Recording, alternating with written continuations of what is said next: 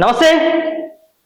ఇక కరాచీ బేకరీ పైన బీజేపీ నేతల దాడిని తెలంగాణ రాష్ట్ర పంచాయతీరాజ్ శాఖ మంత్రి సీతక్కనైతే దానిపైన కూడా ఒక రియాక్ట్ అయ్యిండు. నిజంగా ఆమె ఫైర్ అయినట్లుగా మనకు తెలుస్తా ఉంది. ఒకసారి చూద్దాం. కరాచీ బేకరీ మీద దాడి చేయడం ఏంటి? మీ నిజస్వరూపాన్ని మరోసారి చాటుకున్నారు బీజేపీ నేతలపై మంత్రి సీతక్క ఆగ్రహం వ్యక్తం చేసినట్లుగా మనకు తెలుస్తా ఉంది. మరి ఎందుకు ఇంతగానం ఇట్లా జరుగుతున్నటువంటి పరిస్థితి, మరి దీనికి ఏంటిది అని కూడా ఒక రకంగా చర్చ జరుగుతున్నది మన రాష్ట్రంలో. ఇక కరాచీ బేకరీపై బీజేపీ నేతలు దాడి చేయడంపై మంత్రి సీతక్క స్పందించారు. ఇది హేయమైన చర్య అని, బీజేపీ నేతల నిజ స్వరూపం బయటపడిందని వ్యాఖ్యానించారు.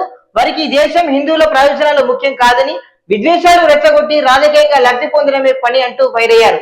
కరాచీ బేకరీ ఈ దేశ బిడ్డలదని, దేశ విభజన సమయంలో హిందూ మతస్థులైన కరంచంద్ కుటుంబం హైదరాబాద్ వచ్చి స్థాపించింది. ప్రధాని హోంమంత్రి సొంత రాష్ట్రమైన గుజరాత్ తో సహా చాలా రాష్ట్రాల్లో కరాచీ బేకరీ తన వ్యాపారం నిర్వహిస్తుందని కూడా చెప్పుకొచ్చారు. అలాంటి బేకరీ మీదనా మీ ప్రతాపం? యుద్ధ సమయంలో ప్రజల మధ్య విభజన తీసుకొచ్చే ఇలాంటి చిల్లర పనులను బీజేపీ మానుకోవాలని కూడా చెప్పడం జరిగింది. కరాచీ బేకరీకి అండగా ప్రజాప్రభుత్వం ఉంటుందని కూడా సీతక్క స్పష్టం చేశారు. ఆమె ఏమంటున్నారు?